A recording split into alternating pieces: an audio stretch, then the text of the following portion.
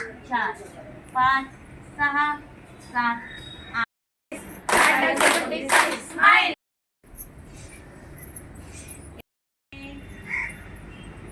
2 8 9 10 1 2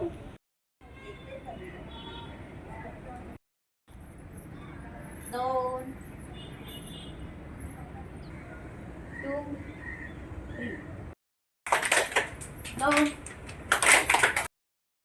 8 9 10 शांती सर्वं शांती। दोनों हाथ ऊपर, पूरा बॉडी ऊपर खींचो। लेफ्ट राइट, श्वास घेत वर, हाताच्या बोटावर लक्ष केंद्रित करण्याचा प्रयत्न करा। नजर सरळ, स्टार्ट। 1 2 3 4 5 6 रेचक, धीरे धीरे नीचे।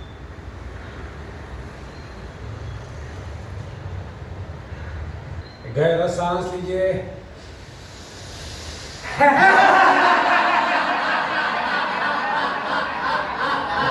दाहिना हाथ ऊपर, दाहिनी नासिका बंद, बाएं नासिका से गहरा सांस लेने का।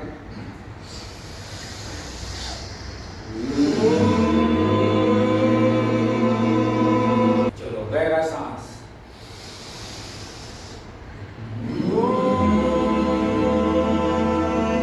थोड़ा स्टार्ट। ऊपर नीचे, ऊपर नीचे, 4 5 6। नमस्कार मंडळी, न्यूज स्टोरी टुडेच्या ओळख या सेगमेंटमध्ये मी आपले पुनश्च स्वागत करते। मंडळी, आज मी ज्येष्ठ नागरिक संघ सांडपाडा येते। अर्थात तुम्ही आता ही जी क्लिप बघितली त्या क्लिपवरून तुम्हाला लक्षात आलंच असेल, आज मी खास या सिनियर सिटीजनचा जो योगा चालतो ज्येष्ठ नागरिक संघामध्ये, आणि ते जे योग प्रशिक्षक त्यांना जे योग शिकवतात त्याचं योगाचं महत्व काय, एकदा तुम्ही ज्याला तुमचं वय वाढतं त्याला खरं आराम करायचा असतो, पण त्या वयामध्ये खरं तर आराम करतोच, पण मन उत्साही राहायला पाहिजे, प्रसन्न राहायला पाहिजे। त्याच्यासाठी आपण आपल्या शरीराला कसं आपल्याला वळण द्यायला पाहिजे, कारण एकदा रिटायर्ड झाल्यानंतर माणूस एकदम लिथार्जिक होऊन जातो। तर तो लिथार्जिकपणा घालवण्यासाठी, सगळ्यांनी एकत्र येण्यासाठी योगाचं काय महत्व आहे ते आपल्याला सांगणार आहे। तर याच्यासाठी जे सिनियर सिटीजन म्हणजे ज्येष्ठ नागरिक संघ सांडपाडा येथे जे योग प्रशिक्षक आहेत ते आज आपल्या भेटीला आले, ते आपल्याला सांगणार आहेत योगाचं महत्व। तर सर्वप्रथम मी त्यांची ओळख करून देते, श्री विश्वदास मुखेकर यांचं। नमस्कार विश्वदास। नमस्कार। आणि दुसऱ्या आपल्या ज्या आहेत योग शिक्षिका त्या आहेत सीमा बोर्डे। नमस्कार। नमस्कार। तर हे दोघं जण आपल्या ज्येष्ठ नागरिक संघामध्ये योगाचं शिक्षण देतात। खरं बघायला गेलं तर मुखेकर साहेब हे आज गेले 30 वर्ष विविध ठिकाणी योगाचे क्लासेस घेतात, योग शिकवायला जातात, आणि त्याच्यानंतर इव्हन ज्येष्ठ नागरिक संघामध्ये आज गेले 5 ते 7 वर्षापासून ते इथे योगाचे क्लासेस घेतात। त्यांना योगाची खूप माहिती आहे, योगाबद्दल नक्की ज्येष्ठांनी काय करायला हवं, स्वतःचं आरोग्य कसं सुधारायला हवं, आणि स्वतःच्या आरोग्यासाठी योग कसा महत्वाचा आहे ते आपल्याला सगळं सांगणार आहे। अर्थात या सीमा मॅडमचं पण तेच आहे। सीमा मॅडम सुद्धा गेल्या 5 वर्षापासून ते योग प्रशिक्षक म्हणून आहेत। अर्थात ते फक्त इथेच नाही तर बाहेर सुद्धा ते योगाचं शिक्षण देत असतात। तर त्यांच्याबद्दल सुद्धा आपण जाणून घ्या की महिलांसाठी योगाचं काय महत्व आहे, आणि मुखेकर साहेब आपल्याला सगळे देखील त्याच्याबद्दल सांगणारच आहे। तर सर्वप्रथम दोघांचं मी न्यूज स्टोरी टुडेच्या या ओळख या सेगमेंटमध्ये आपले स्वागत करते। नमस्कार। तर सर्वप्रथम तुम्हाला कल्पना आहे की आमचं न्यूज स्टोरी टुडे हे एक पब्लिकेशन सुद्धा आहे। तर त्या पब्लिकेशन मध्ये नुकतंच आम्ही कोवळहून हे पुस्तक प्रसिद्ध केलं। तर ही जी लेखिका आहे ती आहे सिंगापूरमध्ये राहते, आणि तिने खास हे पुस्तक तिच्या अनुभवावर, म्हणजे तिने एक वेगवेगळ्या कथा तिने याच्यामध्ये लिहिलेल्या आहेत, तिच्या स्वतःच्या अनुभवावर या कथा आहेत। तर ती तिने खास ते तुम्हाला द्यायला सांगितलेलं आहे। सर्वप्रथम तुम्हाला माहिती कसं आहे ते कोवळहूनचं। धन्यवाद। सीमा मॅडम हे तुमच्यासाठी। धन्यवाद। हलका तर आपण आता आपल्या मेन मुद्द्याकडे वळूया. आज आपण आलेलो आहोत ज्येष्ठ नागरिक संघ सांडपाडा येथे. या इथे जो सिनियर सिटीजनचा जो ज्येष्ठ नागरिक संघ आहे तिकडे योगाचं शिक्षण चालू आहे. अर्थात मला तुमच्याकडे हे जाणून घ्यायचं आहे की सिनियर सिटीजन म्हणजे ज्येष्ठांसाठी ज्येष्ठ नागरिकांसाठी योगाचं महत्व. तर साहेब मला तुम्हाला हे सगळ्यात पहिलं विचारायचं की पुरुषांचं कसं होतं की पूर्ण वर्ष त्यांचे जे सगळे आयुष्य म्हणजे रिटायर्ड व्हायच्या अगोदर त्यांचं संसारिक जबाबदाऱ्या असतात, मुलांचे लग्न कार्य असतात, नोकरी असते, त्याच्यामध्ये त्यांना स्वतःकडे लक्ष द्यायला खरं तर वेळ मिळत नाही. अर्थात त्यांना माहिती असतं पुरुषांना वेळ भरपूर असतो, पण त्यांच्या बाबतीमध्ये पण तोच प्रकार आहे की रिटायर्ड झाल्यानंतर काय करावं. मग त्याच्यामध्ये ते आपल्या स्वतःच्या शरीराकडे किंवा स्वतःकडे लक्ष देतात जास्त. मग पुरुषांना योगाची गरज आहे का, तुम्हाला काय वाटतं? आता योग म्हणजे पुरुष असो किंवा स्त्री असो प्रत्येकाने केलाच पाहिजे. योग बघाय रोग यामध्ये योगामध्ये सर्व तुमचं आसन आलं, प्राणायाम आले, व्यायाम आला, सूक्ष्म व्यायाम आला, हे सर्व प्रकार आले. आणि त्याचा असा प्रकार आहे आजारी पडल्यानंतर औषध घ्यायला पाहिजे किंवा योगा करायला पाहिजे असा प्रकार नाही. आजारी पडायच्या अगोदरच माणसाची पूर्वतयारी आपल्या शरीराची केली पाहिजे. आपण निरोगी कसं राहू यासाठी सुरुवातीपासूनच लोकांनी ती योगा, व्यायाम, सूक्ष्म व्यायाम वगैरे सुरुवात केली पाहिजे. आजाराची, व्यायामाची आणि योगाची, आसनाची प्रत्येकाला गरज आहे, स्त्री असो किंवा पुरुष असो. जनरली आता आपण प्रश्न मला विचारला का रिटायरमेंट नंतर माणसाने लाईफ कसं असावं.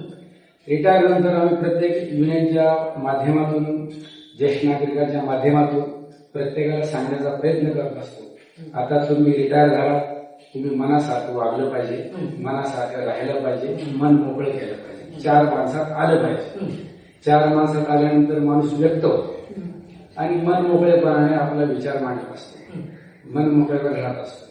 राहिला योगाचा प्रकार, प्रत्येक जण असे काही ना काहीतरी सांगतात आम्ही घरी योगा करतो, घरी व्यायाम करतो, पण तो पुरेसा नसतो. मी सुद्धा जरी योगा शिक्षक असं 95-96 पासून लोकांना शिकवण्याचं काम करतो, परंतु घरामध्ये पूर्ण व्यायाम होत नाही. ज्या वेळेला चार माणसामध्ये समुदायामध्ये आपण येतो, पूर्ण क्षमतेने करतो, मन मोकळ्यापणे करतो आणि माणूस उत्साहित होतो. त्याचा उद्देश महिलांचे प्रॉब्लेम्स खूप असतात की महिलांनी योग करायला हवा माहिती आहे, पण रोजच्या या जीवनाच्या याच्यामध्ये, रोजच्या धावपळीच्या काळामध्ये महिला स्वतःकडे अजिबात लक्ष देत नाही. त्यांना धावपळ माहिती तर आपल्या घराकडे जास्त बघतील, पण ते अजिबात स्वतःकडे लक्ष देत नाही. अर्थात मग नंतर काही वेळेला शरीर बोलायला लागतं की आपल्याला काही आजार झाले किंवा असं काय होतं, मग त्याला लक्ष देतं की आपण योग करायला हवा आणि त्याच्यानंतर मग त्या योगाकडे वळतात म्हणा किंवा वॉकिंग किंवा इतर एक्सरसाइजकडे वळतात. तर मला तुम्ही थोडक्यात सांगू शकाल का की योग म्हणजे नक्की काय? अंका खरंच महिलांना खूप गरज आहे योगाची. पुरुषांपेक्षा मला तर महिलांना जास्त गरज आहे.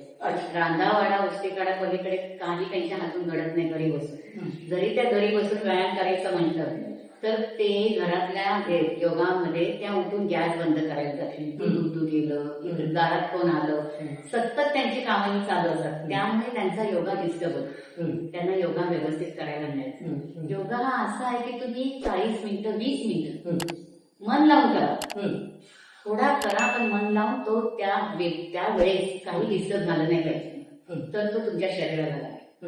अजून एक गोष्ट तुला सांगते की योगा जेव्हा महिलांच्या बाबतीत महिला जेव्हा योगा टाळत असतात त्या स्वतःवर पैसा खर्च करायला मागत नाही. 55च्या नंतरच्या ज्या महिला आहेत ते 1000-500 रुपये देऊन योगाला जात नाही. त्या म्हणतात की मी घरी करते, मी शिकलेली आहे, मी घरी करते, मी करेन. पण त्याच्यासाठी मी एक पर्याय शोधला आहे, तो म्हणजे सर्व ज्येष्ठ महिलांना फ्रीमध्ये योगा शिकवायचा. Very good. म्हणजे ही थोडक्यात सामाजिक जबाबदारी असते. बरोबर. त्याच्यातच सामाजिकता आली. माझ्या मुलांनी मला स्ट्रिक्ट सांगितलंय की सर्वांना फ्री योगा शिकवायचा असेल तरच जायचं, नाहीतर नाही. कारण पैसा बघितला की माणसाला त्याचे नियत बदलत जातात की माझ्याला किती स्टुडंट आले, मला किती पैसा मिळेल, ह्या सगळ्या गोष्टी डोक्यामध्ये येतात. तर ह्या गोष्टींना आम्ही वावच दिला नाही आमच्या डोक्यात. आम्ही फक्त निस्वार्थपणे महिलांना योगा शिकवते. माझे 2 योगा क्लास आहे, मी दोन्ही ठिकाणी फ्री योगा शिकवते. खूप मोठ्या संख्येने योगाला महिला येतात, आनंदी राहतात, बर्थडे साजरे करतो आम्ही त्याच्यात त्यांचे. आणि खूप छान प्रकारे आमच्या इथे घरोबा झाला. जर आलो नाही आम्ही तर आम्हाला तसं चुकल्यासारखं वाटते तरी मी गेली नाही. मी माझा कधी क्लास बंद ठेवत नाही. मी प्रशिक्षण दिले 2 महिलांना. ज्या दिवशी मला काही काम आलं जमत नाही त्या दिवशी माझा योगा क्लास चालू असतो. योगा क्लास झाल्यानंतर सुद्धा आम्ही एक लाडू देतो त्यांना खायला, राजगिऱ्याचा लाडू. योगा झाल्यानंतर त्या घरी जाणार महिला, त्याच्यानंतर ते बनवणार आणि मग खाणार, असं महिलांचं एक हे असतं रूपरेषा. पण ती नको व्हायला म्हणून इथे योगा झाल्याबरोबर एक लाडू खायचा. आम्ही असं वाचलंय की योगा झाल्यानंतर राजगिऱ्याचा लाडू खाल्ला तर तुमचं कॅल्शियम नष्ट व्हायचं थांबतं आणि तो भरून निघतं तो कॅल्शियम. त्याच्यासाठी तो योगा राजगिऱ्याचा लाडू योगा झाल्यानंतर. अच्छा, शिक्षणावरून आता मला एकदम लक्षात आलं की योगाचं तुम्ही दोघांनी प्रशिक्षण घेतलंय का? म्हणजे तुमच्याबद्दल थोडक्यात सांगा की तुमचं प्रशिक्षण कुठे झालेलं आहे आणि कसं? माझं प्रशिक्षण टिळक विद्यापीठामधून झालं. वर्षभर पूर्ण शिकलो. सायनमध्ये पुण्याच्या टिळक विद्यापीठाची ब्रँच आहे आणि त्याच वेळेला आम्हाला ज्या वेळेला शिक्षण दिलं, प्रशिक्षण घेतलं, कमीत कमी एक माणसाने 100 तुमचे शिक्षक तयार करायला पाहिजे. कारण तुमची विद्या एवढी प्रसारित झाली पाहिजे, लोकांपर्यंत पोहोचली पाहिजे. त्या दृष्टीने 95-96 गावामध्ये सेक्टर 5 स्थान पडला. बाळाराम पाटील नगरसेवक आणि तिथे लायब्ररी महानगरपालिकेची आहे. तिथे जवळजवळ 95 to 100 लोकांना आम्ही प्रशिक्षण त्यावेळेला दिलं. आता इथे कधी रस्त्याने भेटले कोणी BST वाले वगैरे कुठेही जरी असेल तरी सांगतात, बा मुखीकर साहेब आपण जे योगा सुरू केला आम्ही शिकलो. बघा आमच्या बरोबर जे ड्रायव्हर लोकांचे पाय वळत नाही, ब्रेक लावताना त्रास होतो, पण आमचे पाय आताही हात वगैरे अगदी चांगले योगामुळे वळतात. आम्ही कार्यक्षम आहोत आणि निरोगी आहोत. हीच आमची शिक्षणाची पावती आहे. फार चांगलं. म्हणजे तुम्ही इथे शिकत पण त्याच्या अगोदर मला असं की विविध ठिकाणी सुद्धा तुम्ही योगा करायला जाता. म्हणजे काही मोठ्या प्रमाणावर ज्याला असतात योगा करायचे त्याला पण तिकडे पण तुम्ही जाता, तर त्याच्याबद्दल काही सांगा. आता हे योगाचं प्रशिक्षण घेण्याच्या अगोदर सुद्धा आम्ही ज्या पोस्टल ट्रेनिंग सेंटर बडोदा आहे त्या ठिकाणी सुद्धा आम्हाला योगाचं प्रशिक्षण दिलं जातं. 15 दिवस 1 महिना ज्या वेळेला आमचं ट्रेनिंग असतं आणि तिथे जे स्वामी स्वरूपानंदाचा जो आश्रम आहे तिथे सुद्धा ते शिकवलं जातं. त्या योगामध्ये एवढी ताकद आहे त्यांनी त्या वेळेला प्रशिक्षणामध्ये आम्हाला सांगितलं गेलं का ज्यांची TB वगैरे झालेले असतात एवढे बरा न होणारे आजार सुद्धा ह्या योगाने बरे होतात. आणि प्रात्यक्षिक जो टीचर आम्हाला पटेल म्हणून शिकवत होता त्यांची TB दुरुस्त झाली, त्याच्यातून ते चांगले बरे झाले आणि त्यामुळे त्यांना एवढं प्रोत्साहन आलं तर आपणही लोकांना ते ज्ञान दिलं पाहिजे आणि लोकांना प्रोत्साहन केलं पाहिजे, प्रोत्साहित केलं पाहिजे. ही ज्ञानाची गंगा पुढे वाहत गेली पाहिजे. त्याचा आदर्श आम्ही घेतला.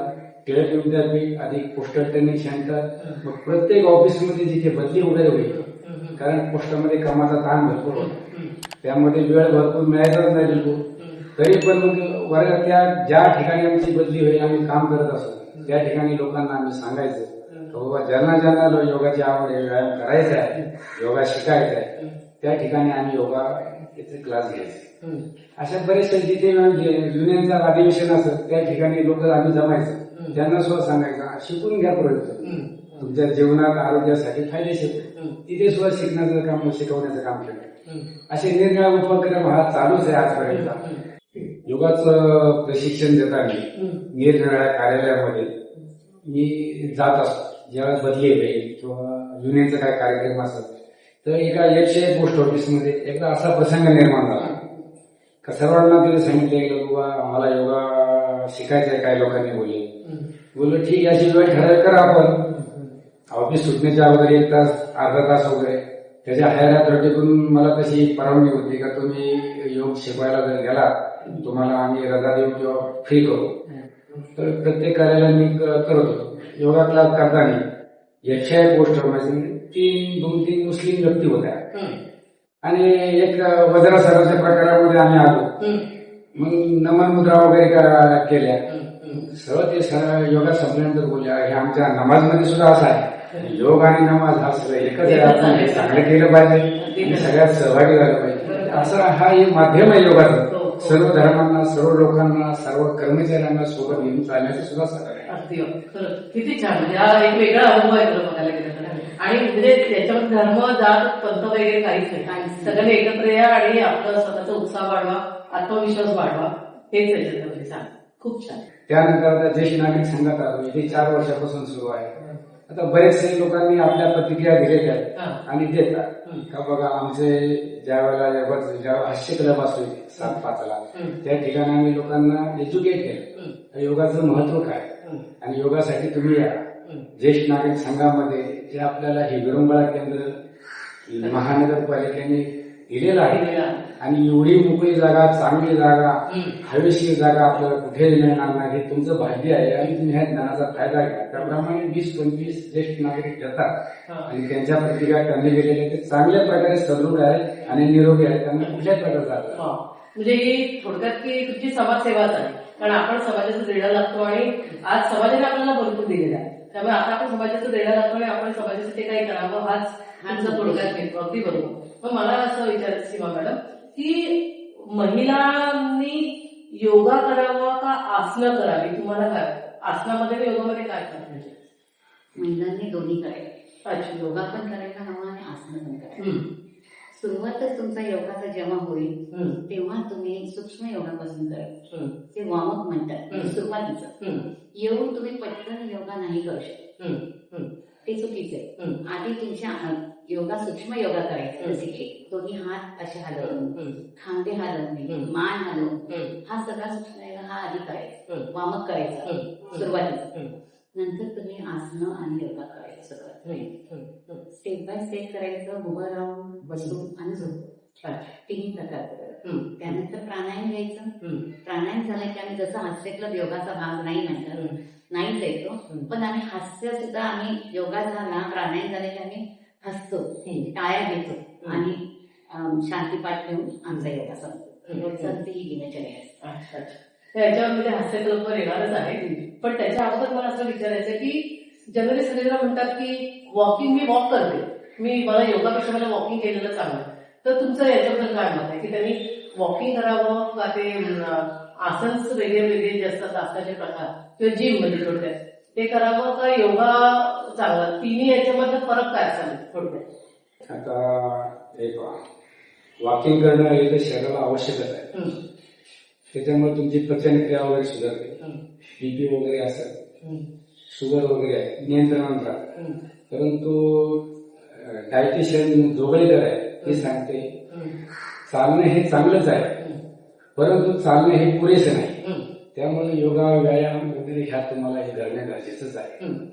जसं आता बघा आपण सूर्यनमस्कार आहे, सूर्यनमस्कारामध्ये योगाचे 12 प्रकार आहे. त्याला सर्वांग सुंदर व्यायाम म्हणतात.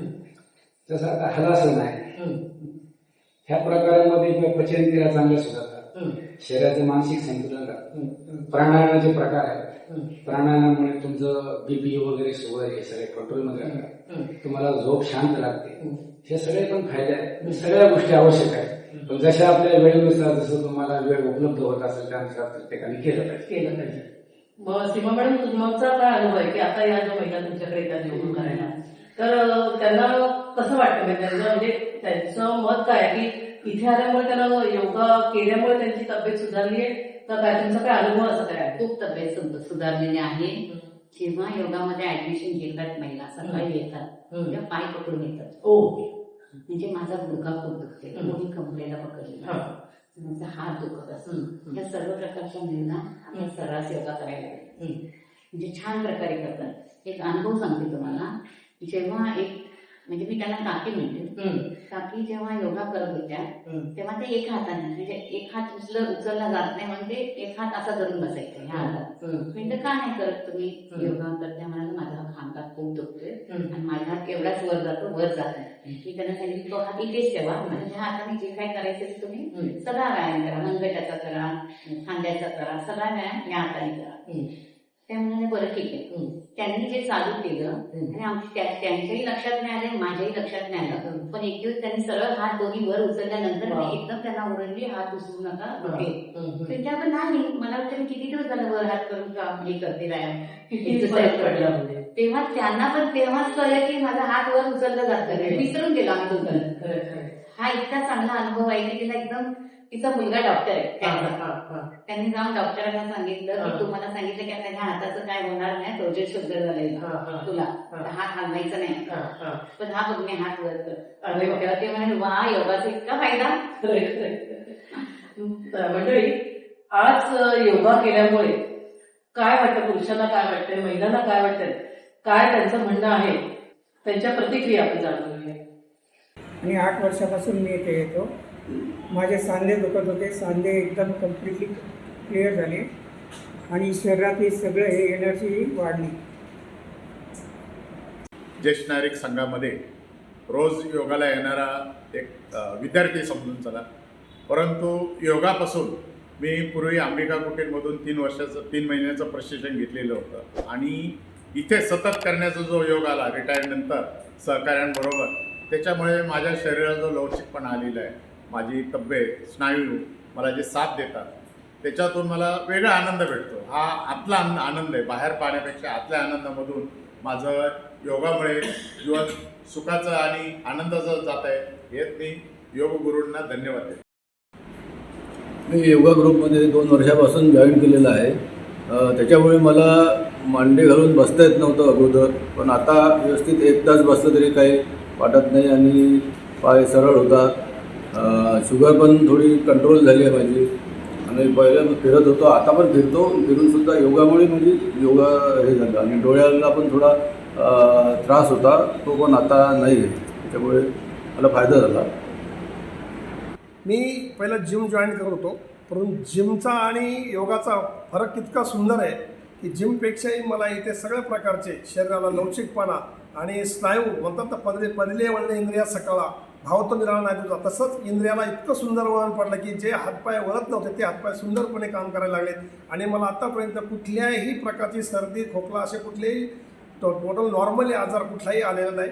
मी 2022पासून आम्ही योगा सुरू केलेला आहे. त्यामुळे मला जरी 1 वर्षानंतर मला बायपास करायला लागली तरी मी नंतर परत 1 वर्षानं परत मी जॉईन केलेलं आहे. त्यामुळे मला योगापासून बऱ्याच फायदा झालेला स्वतःला आणि योगाचा आम्ही स्वतः सगळे क्लाससुद्धा घेतो आम्ही मास्तरांच्या गैरहजेरीत. मी योगाला 2024ला आलो, कारण माझा फ्रोजन शोल्डरचा प्रॉब्लेम होता. हात एकदम सिव्हिअर पेन होत होता, त्यासाठी मी जॉईन केलं. पण 4 महिन्यानंतर मी परफेक्ट ऑलराईट झालेलो आहे. मी कुठलंही औषध न घेता ठीक झालेलो आहे आणि मला रोजचा आनंद व्यवस्थित तब्येत ठीक राहते. धन्यवाद. योगामुळे माझा एवढा फायदा झालेला आहे की माझे कमरेचे दुखणे कमी झालेले आहे. इतर जी दिनचर्या असे व्यवस्थित संपूर्ण माझे शरीरयष्टी अगदी मजबूत झालेली आहे. मला कुठल्याही प्रकारची एक सिंगल गोळी लागत नाही. आता योगामुळे खूप फायदा झालेला आहे. धन्यवाद. गेले 4 वर्ष आम्ही इथे योगाचा म्हणजे प्रशिक्षणासाठी येत असतो आणि योगा आजमध्ये आल्यापासून या मुखेकर साहेबांनी इतक्या चांगल्या रीती शास्त्रोक्त पद्धतीने आम्हाला योगा शिकवायला सुरुवात केली.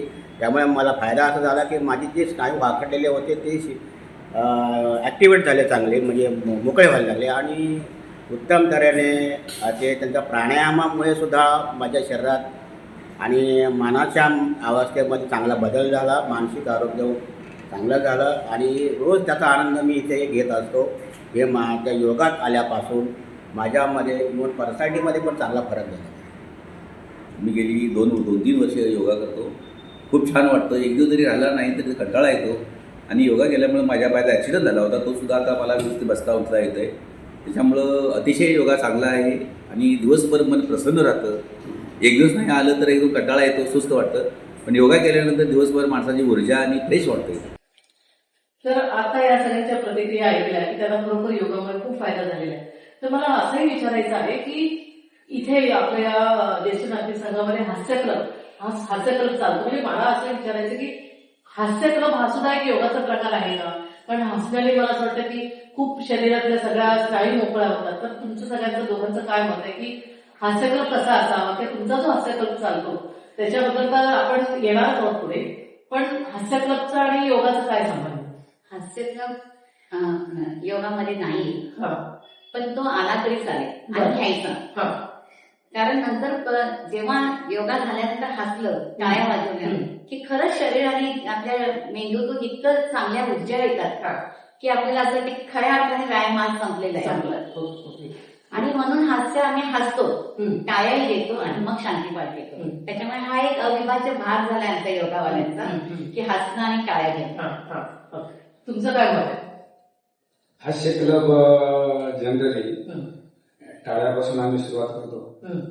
टाळ्या वाजवल्यानंतर कशा पद्धतीच्या टाळ्या असतात त्या? टाळ्या अशा प्रकारे असतात यामुळे सगळ्या तुमच्या व्हेन्स कार्यरत होतात. अच्छा. 72,000 शरीरातल्या नाड्या कार्यरत होतात. हो. आणि बाकीचे त्याच्या पुढचे प्रकार हा उभू करताना लेफ्ट राईट वगैरे करतो. हम्म. हे सूक्ष्म व्यायामाचे प्रकार झाले. हम्म. त्याच्यानंतर आम्ही बरेचसे प्रकार असे करतो हम्म. का त्याच्यामध्ये खोल के हंसना, हम्म. खोल के हंसना, पेट दबा के और टंग बाहर निकाल के, हा. ते उड्डाण गमनाचे प्रकार करतो. बरोबर. असे निरनिराळे प्रकार आहे. थोडक्यात म्हणजे योगा करताना आपण काय तणावमुक्त व्हायला तणावमुक्त. शहासन केल्यानंतर जसं आम्ही म्हणतो आपली तणावमुक्त हा, हा. हसा जोरात पाहिजे. तशाच प्रकारचे हास्य क्लब मध्ये हे निरनिराळे प्रकार असतात. तसं पाहिलं हास्य क्लब म्हणजे योगाचा प्रकार नाही, परंतु बरेचसे त्याच्यामध्ये आम्ही ते सेट केलेलं आहे, बसवलेलं आहे. तर ह्या प्रकारे सुद्धा तुमच्या शरीराला व्यायाम, सूक्ष्म व्यायाम, योगाचे वगैरे प्रकार, श्वसनाचे प्रकार वगैरे झाले पाहिजे. त्याच्यानंतर वार्मिंग अप करतो हा. शेवटच्या. तुम्ही काल बघितलं हो, हो. हे हाव लोकांना हो. चांगले प्रोत्साहित करतात आणि लोक आनंदित होतात. हो. म्हणजे आपला जो टेन्शन वगैरे जे काय भाग आहे सर्व ते विसरून अगदी मन मोकळेपणे असतात आणि त्यांचं आयुष्य नक्कीच 10 वर्ष वाढतं. मंडळी, आपण यांची हास्य क्लबची क्लिप बघूया. तुम्हाला कशी वाटते ते नक्की आम्हाला याची प्रतिक्रिया द्या.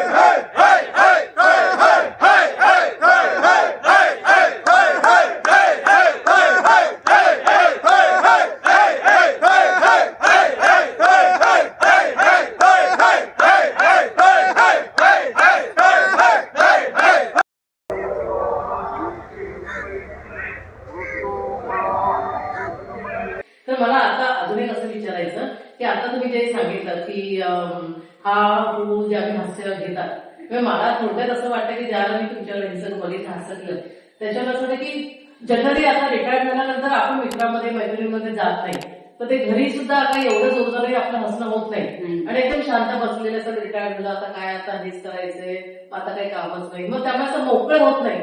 पण मला त्या हास्य क्लबमध्ये ज्यावेळी एकेकांकडे बघितलं तर एकदम खुलून असे हसतात की अगदी सगळी शरीरातली ऊर्जा बाहेर पडते.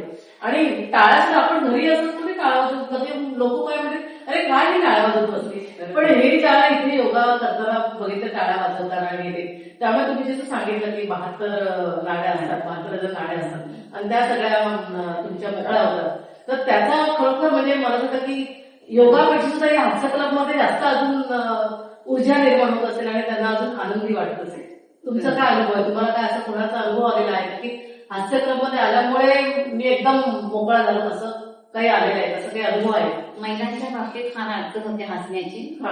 कारण घरी मुलगा असतो ना, कारण हल्ली आयटीमुळे जाणाऱ्या लोकांमुळे घरातच काम करत असतात. बरोबर.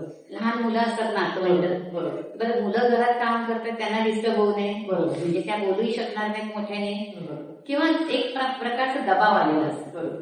पण त्यांचा तो दबाव जो आहे तो इथे आल्यानंतर त्यांना हसून दिवसभराचं हसणं होऊन जातं त्यांचं, म्हणजे घरी जाऊन हसलंच पाहिजे, मोठ्याने बोललंच पाहिजे नाही, पण एका झाले जातं त्यांचं सगळं करत, मग दिवसभर त्यांचा चांगला जातो, फ्रेश राहतं. फ्रेश राहतं. अगदी बरोबर. तुमचा काय अनुभव आहे? हास्य क्लब आम्ही सुरू करताना हा. आम्ही जे हे प्रकार आहे, हा. हे काही योगाचे प्रकार, काही असे सूक्ष्म व्यायाम वगैरे हा. हे सगळं त्याच्यामध्ये सेट करून घेतात. हा. आणि योगा हास्य क्लबची सुरुवात करतानाच आम्ही असं लोकांना सांगतो हा. का आप दिन की शुरुआत हंसने से स्टार्ट करो, अच्छा, म्हणजे दिवस पूर्ण और ओम से स्टार्ट अगदी, करो, अगदी बरोबर. ऊर्जा भरा, ऑक्सिजन शरीरात जास्तीत जास्त आला पाहिजे. बरोबर. आता रिटायर मंडळी आहे, रिटायर मंडळी वगैरे कंटाळा करतात व्यायाम वगैरे करायचा, पण त्यांना थोडासा सूक्ष्म व्यायाम दिला गेला पाहिजे, साधा व्यायाम दिला पाहिजे, प्राणांसारखे प्रकार केले पाहिजे वगैरे, वज्रासनासारखे थोडे जसे त्यांना झेपेल तसे केले पाहिजे, शरीराला झटका नाही दिला पाहिजे, असे निर्णय करून त्यांच्या ऊर्जा म्हणजे ऑक्सिजन शरीराचा भरला गेला पाहिजे. ह्या प्राणायाम वगैरे ह्या प्रकारानंतर आणि हास्य क्लबच्या माध्यमातून जनरली जे एवढा ऑक्सिजन आपण जनरेट करतो त्याच्या 8 पट ऑक्सिजन जनरेट होत राहतो. दिवसभर त्यांचा एवढा अगदी ताजा तवाना आणि आनंदी जातो. असं कधी काही झालेलं आहे का की आता काही काही जण कागद नाही काय त्या हास्य क्लब मध्ये जायचं, मी आपल्या घरी बघेन, मी फक्त बघत असतो काय जोरजोरात ते हसत असतात. तर असं काही कोणी आहे की ते पहिले हास्य क्लब मध्ये यायला मागत नव्हते आणि मग नंतर हास्य क्लब मध्ये आल्यानंतर त्यांना खूप छान वाटायला लागलं. म्हणजे महिला म्हणा किंवा पुरुष म्हणा, तुमचा असं काही अनुभव की ते येत नव्हते, पण नंतर ते म्हणतात नाही मी हास्य क्लब सोडणारच नाही, असा काही अनुभव? हास्य क्लब जनरली सुरुवात केला तर आमचे ज्येष्ठ नागरिक विठ्ठलराव भवानी साहेब, परत जाधव साहेब आणि दौंड असे मुख्यत्वे हे 4 यांनी सुरू केला. म्हणजे मर्यादित होता 7-8 लोकांचा, परंतु आम्ही रिटायर झालेलो नव्हतो. पाटील कट्टा होता आमचा पलीकडचा, तर ते आम्हाला नेहमी बोलायचे तुम्ही या म्हणा. ते आमचे दिनकर लोंढे सुद्धा असायचे, आम्ही बोलतो आम्हाला ड्युटीवर जायचं वेळ म्हणून. रिटायर झाल्यानंतर आम्ही त्याच्यात सामील झालो आणि मग आमचे ज्येष्ठ नागरिक संघाचे माजी अध्यक्ष कदम साहेब वगैरे असतात. आम्ही लोकांना सांगायचं घरात बसू नका, घरात तुम्ही बसलं तर तुमचं लाईफ कमी होईल, तुम्ही लोकांमध्ये या, मोकळे व्हा, हसा आणि मस्तपैकी मोकळे मनाने व्हा. त्यामध्ये हास्य क्लब मध्ये कोणाचा बर्थडे वगैरे असेल, निरनिळा कार्यक्रम असेल वगैरे असे आम्ही पण तिथे साजरे करतो. मग चहाचा कधी प्रोग्राम होतो, कधी थोडा स्नॅक्स होतो, गुढीपाडवा वगैरे असेल, नवीन वर्ष तेच आनंदी आम्ही साजरा करतो.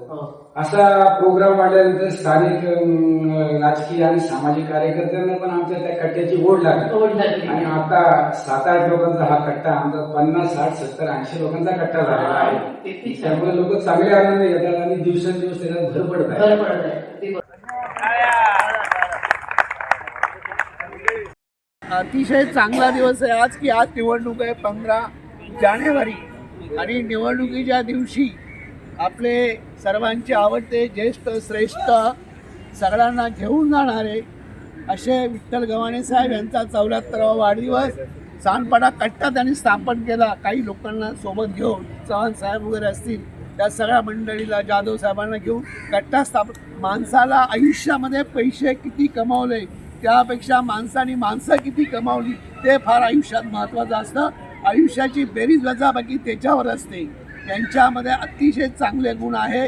ज्येष्ठ नागरिक संघामध्ये ज्यावेळेस आम्ही इकडे यायचं गार्डनमध्ये, नाही आपले कोणतरी कार्यकर्ते गेले पाहिजे ज्येष्ठ नागरिक संघामध्ये, त्यावेळेस मुखेकर साहेब असतील, आपले गव्हाणे साहेब, ही मंडळी ॲक्टिव्ह होऊन तिथे पूर्वी होते तिकडे, पण एक पुन्हा एक चांगलं मध्ये कदम साहेब असतील, या मंडळीनं खरोखर ज्येष्ठ नागरिक संघात अतिशय चांगलं काम केलेलं आहे, आठवणीत राहणारं काम केलेलं आहे. आणि त्यांचा गुण एवढा चांगला आहे की एक उत्तम संघटक आहे, अतिशय चांगले संघटक आहेत. आणि मला प्रेमाने सांगावं वाटतं की जसा मारुती कदम ज्येष्ठ नागरिक संघाचे माजी अध्यक्ष यांनी जसा पेढा त्यांच्या तोंडात भरवला तशा टाळ्या वाजल्या. त्याचा अर्थ असा होतो की जे काही गुण अवगुण प्रत्येक माणूस चांगला आहे. कदम साहेबामध्ये पण चांगले गुण आहेत, विठ्ठल गव्हाणे साहेबामध्ये पण चांगले गुण आहेत. आपण आयुष्यात मुंबईमध्ये आलो कशासाठी? पोटाची टिचभर खळगी भरण्यासाठी. अशा परिस्थितीत प्रत्येकाने एकमेकाशी आनंदित, अरे ज्येष्ठांमध्ये कसले मी तू करायचं, आपण आनंदाने जीवन जगायचं, आनंद घेत जा, आनंद देत जा, अशी ही व्यक्ती आहे. त्यामुळं आजपासून कसले समज गैरसमज दूर करा, पुढील आयुष्य अतिशय चांगल्या आनंदाने जगा. तुमचा काय अनुभव आहे? कारण त्याला सीमा मॅडम इथे आली होती म्हणजे योग प्रशिक्षण बघायला, त्याला बघितलं की महिला सगळं तुमचं योग प्रशिक्षण झाल्यानंतर इतक्या जोरजोरात छान हसतात आणि इतक्या मोकळ्या वाटल्या ना, तर तुमचा काय अनुभव म्हणजे महिलांचं कसं त्याला? माझा एकच अनुभव आहे. सुरुवातीला माझ्या याच्यात खूप कमी महिला होत्या. मी जेव्हा योगा स्टार्ट केलेला, सरांना माहिती असेल, खूप कमी महिला होत्या. पण एकमेकींचं बघून ऐकून बोलून जाणाऱ्या महिला सुद्धा वाकून बघतात इथे काय करते का हातात या काय काय ते बघतात आणि आतमध्ये येऊन विचारतात आम्ही येऊ शकतो. आम्ही त्यांना सांगतो ऍडमिशन घ्या तुम्ही आणि आजी सभासद इकडचे बना आणि योगाला बिंदास या. तर किती फी आहे? फी नाहीये. मग जाता जाता कधी कधी अशाच येऊन बसतात तिकडे समोर बाकड्यावर आणि टाळ्या बिळ्या वाजवून मग जातात. अरे वा. त्या सभासद नसतात त्या पण येऊन टाळ्या वाजवतात बाहेरून वगैरे. ह्याचं मला अप्रूप वाटते की तुम्ही या ऍडमिशन घ्या. आम्ही त्यांना खूप छान प्रकारे सांगतो आणि मग त्या ऍडमिशन घेऊन यायला लागतात. पण आजपर्यंत असं नाही झालं की संख्या कधी कमी झाली. संख्या कमी होत नाही, संख्या वाढतच चालली. आम्हाला हा जो ज्येष्ठ नागरिक संघाचा हा जो भाग आहे, हॉल आहे, तो आता आम्हाला अपुरा पडायला. एनएमसीने ऑलरेडी हॉल आमचा वाढवून दिला, तोही अपुरा पडायला लागला. आता अजून बांधकामाचं कलर काम सुद्धा झालेलं नाहीये, पण तोही आता आम्हाला अपुरा पडतो. म्हणजे दिवसेंदिवस महिलांना कळायला लागलं की अगं माझं हे दुखत होतं त्याच्यामुळे थांबलं माझं असं. आणि दिनचर्या व्यवस्थित झाली त्याची. सकाळी उठणं त्यांना मी सांगू शकते अगदी तुम्ही 1.5 ते 3 किलोमीटर चालायचं आणि योगाला यायचं. तर त्या हा जो आमचा 1/2 किलोमीटरचा ग्राउंड आहे तिथे त्या 3-4 फेऱ्या मारतात. 15 मिनिटं आधी येतात, 15-20 मिनिटं माझ्या आधी येऊन त्या फेऱ्या मारतात, वॉक करतात आणि 8 वाजता बरोबर एंट्री देतात आतमध्ये. आणि त्याच्यानंतर सूक्ष्म योगा आमचा चालू होतो. मग हलवाल आसन वगैरे सगळा प्रकार. सगळा योगा ब्रेन योगापासून माझ्या योगामध्ये सांगितले. मी सोमवार मंगळवार योगा घेते, योगा वेगवेगळ्या दिवशी. बुधवारी आम्ही चेअर योगा मी ह्याच्यासाठी घेते की काही लोक म्हणतात की अगं मला ना वागताच येत नाही, मग मी कशी योगाला येणार. म्हणजे बहाणा का मी कशी योगाला येणार. मग मी चेअर योगा घेऊन त्यांना म्हणतात तुम्ही ज्या दिवशी योगाला यायचं नसेल, अगदीच खूप दुखतंय, बसता येत नाही, तर तुम्ही चेअर योगा करायचा. त्यांना मी चेअर योगा म्हणजे सूर्यनमस्कार सुद्धा शिकवतो. म्हणजे काही नाही तर सूर्यनमस्कार करा. आज सर्व महिलांची 12च्या 12 नावं सूर्यनमस्कारांची पाठ आहे आणि व्यवस्थित योगा करतात. त्याची क्लिप मी पाठवून देतो, ते खूप छान करतात. त्याच्यानंतर बुधवारी चेअर योगा झाला की गुरुवारी आमचा दुपट्टा योगा असतो. दुपट्टा जेणेकरून झोपून पाय जास्त जवळ येत नाही ना त्यांचे, म्हणजे दुपट्ट्याहून जरा हळूहळू पाय आपल्याकडे घ्यायचे. ती एक छान एक्सरसाइज. ती झाली की शुक्रवारी त्यांना वाटतं की कुठल्याही वयात महिलांना की थोडस डान्स असावा. आणि आता आमच्या पिढीतल्या तरी लोकांना नाही मला वाटत की डान्स केलाय तरी फ्रीली घरात वगैरे, जसे आता आपल्या नाती आणि मुली नाचतात तसं आपण नाही केलं. पण ह्यांनाही या वयात वाटतं बरं, कारण मला असं वाटतं मी बोलते तर यांच्याशी आपण डान्स घ्यायचा, पण सगळ्या नाहीच म्हणणार. पण त्यांनी हो म्हणलं. आणि आता त्यांना झुंबा हवाय फ्रायडेला, पाहिजे झुंबा पण आम्ही एक्सरसाइज करतो. म्हणजे त्या वयात जे केलं ते करताय आता इथे. बरं, तिसरी गोष्ट, चौथी गोष्ट की आम्ही ब्रेन योगा, बॉल एक्सरसाइज घेतो आठवड्यातून एकदा. त्या बॉल एक्सरसाइज मध्ये ब्रेन योगा एक प्रकार आहे. पॉइंट बॉल एकेका बोटाने ते दाबायचं आणि दुसरा म्हणजे गुडघ्यामध्ये घ्यायचा, गोट्यामध्ये घ्यायचा, हातामध्ये घ्यायचा बॉल आणि इथे टच करायचा. ही आम्ही एक्सरसाइज. परत तुमचे हाताचे प्रकार, ही जी बोटं अशी आहे ब्रेन योगामध्ये ही अशी करायची. हा आयत झालेला आहे, हा एक बोट सोडायचं इथून फिरवून इथे आणायचं, परत हा बोट सोडायचा इथे आणायचं. ही एक ब्रेन योगाची एक्सरसाइज आहे. ते पण करायला फार कठीण आहे. मी 3-3 आठवडे घेतले त्याच्यासाठी त्यांचे, म्हणजे लवकर हे नाही. दुसरा ब्रेन योगा आहे. समोर 2 बोट, एक बोट माझ्याकडे, पटकन असं करायचं, लगेच हे असं करायचं. हाही प्रकार जमत नाही. तर ते ब्रेन जरा डॅमेज व्हायला लागला की हे जमत नाही. तर त्यांना पुन्हा त्याचं कार्य चालू करण्यासाठी हा योगा फार गरजेचा आहे. हा एक ब्रेन योगा असतो. आणि त्याच्यानंतर आम्ही टेनिस बॉल असतो तो पायाखाली घेऊन, ज्यांचे गुडघे खरोखर खूपच दुखतात, आता मला असंही होतंय, तर त्यांना तो जर का दिला ना, 1 मिनिट बॉल पायाखाली घेऊन रगडायचा, उभं तास उभी करायची आणि नंतर 1 मिनिट चालायचं, परत दुसऱ्या पायाखाली बॉल घ्यायचा, परत 1 मिनिट चालायचं. ही एक्सरसाइज केली की तिथल्या तिथे तुमच्या गुडघ्यांना रिलीफ मिळेल. आणि खूप आनंदी झालेत महिला आणि खूप छान प्रकारे म्हणजे योगाला अटेंड करतात महिला. खूपच छान. म्हणजे हे वेगवेगळे प्रकार बघून तर खरंच असं वाटतं की म्हणजे हे नवीन प्रकार बघता गेलं तर महिलांना कसं होतं की काही रिटायर्ड झाल्यानंतर म्हणजे बॉस किंवा या सगळ्या गोष्टींमुळे एकदम लिथार्जी पण आलेला असतो आणि वजनही वाढलेलं असतं. या सगळ्या गोष्टींमुळे कधी कधी बसायला जमत नाही. मग त्या खाली बसत नाही, मग खुर्चीवर बसून मग तुमच्या या सगळ्या गोष्टीमुळे हळूहळू मला वाटतं त्यांना बसायला खाली जमायला लागलं असेल आणि या सगळ्या गोष्टीमुळे अजून त्यांना सगळ्या शरीरामध्ये ऊर्जा निर्माण होऊन त्यांच्या स्वतःच्या तब्येतीवर खूप चांगला परिणाम झाला. बरोबर. मी इथे आता 8 वर्ष येते, रिटायर व्हायच्या आधीपासून येते. तर मला योगाचा इतका फायदा आहे. माझं स्पायनल कॉर्डचं ऑपरेशन झालं, ट्युमर होता, त्याचं ऑपरेशन झालं, पण सर्व माझं अंग दुखत होतं. पण मी योगामुळे मला सर्व व्यवस्थित मी चालू शकते, इथपर्यंत येऊ शकते, सगळीकडे जाऊ शकते, फॉरेनला पण जाऊन आले. त्याच्यामुळे मला योगाचा खूप फायदा आहे. सर्व सांध्यांना, सर्व हाडांना, सर्वांना मजबूती येते. आणि आमच्या या सीमा मॅडम आहेत, त्याने आम्हाला तरुण ठेवलेलं आहे ह्या वयात, पण आता आम्ही 70 गाठत आलेलो आहोत. त्यामुळे योगाचा खूप खूप फायदा आहे आम्हाला. थँक्यू. जवळजवळ 10 वर्ष योगाला होते. सीमा मॅडम आल्यापासून मी रेग्युलर योगाला यायला लागले, कारण माझा खूप प्रॉब्लेम होता. पाठ दुखत होती, कमर दुखत होती. ज्या दिवशी योगाला येणार नाही ना, त्या दिवशी मला अस्वस्थ होतं. म्हणजे योगाचा खूप फायदा होतो, म्हणजे पूर्ण शरीराला बळकट येते. आणि त्यांनी वेगवेगळ्या प्रकारचे योगा घेते. सोमवारी, मंगळवारी, सोमवारी योगा घेतात, बुधवारी त्या चेअर योगा घेतात, गुरुवारी ओढणी योगा घेतात, शुक्रवारी ते झुमा घेतात आणि शनिवारी ब्रेन योगा घेतात. त्यामुळे वेगवेगळ्या प्रकारच्या आपल्याला जर मला स्मरणशक्ती एवढी वाढलेली की सगळ्या गोष्टी मला स्मरणात राहतात.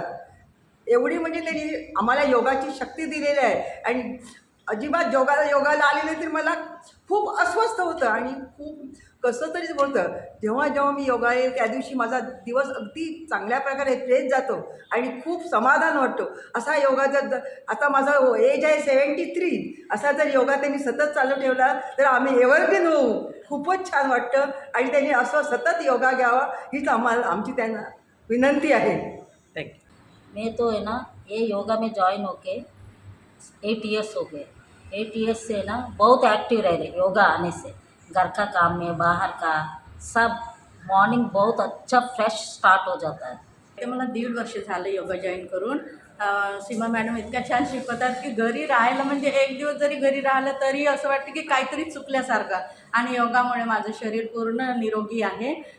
मी कधी ॲडमिट झाले नाही आणि मला कोणतं शारीरिक पेन आतापर्यंत तरी झालं नाही. हे योगामुळे सर्व आहे.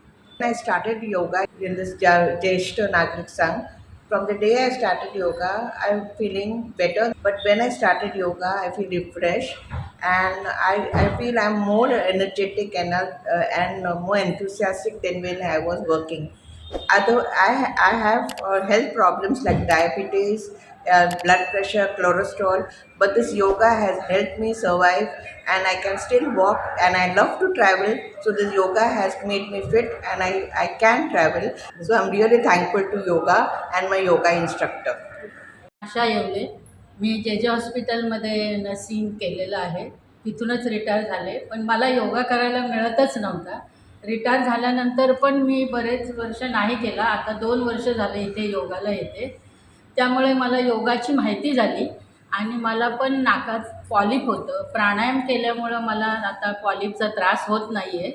आणि योगा केल्यामुळे घरी गेल्यानंतर पण मला फ्रेश वाटतं आणि माझा दिवस आनंदात जातो. त्या ऑफिसमध्ये 40 वर्ष मी योगा केलेलंच आहे. रिटायरमेंट झाल्यावर मला अक्षरशः काळजी होती, पण ह्या क्लासमुळे मला द्विगुणित आनंद मिळाला. मी रेग्युलर येते. योगाचा फायदा म्हणजे दिवसभर आपण फ्रेश राहतो, दमायला बिलकुल होत नाही. आणि जे पण काही छोटे मोठे वयोमानाप्रमाणे आजार आहेत ते पण आपले जातात. मलाही गुडघ्याचं ऑपरेशन सांगितलं होतं, पण मी अजूनपर्यंत केलेलं नाही. पायाचे व्यायाम, हाताचे व्यायाम अगदी सुंदर केल्यामुळं ना हात दुखत नाही, पाय दुखत. मी पण 72 वर्षाच्या.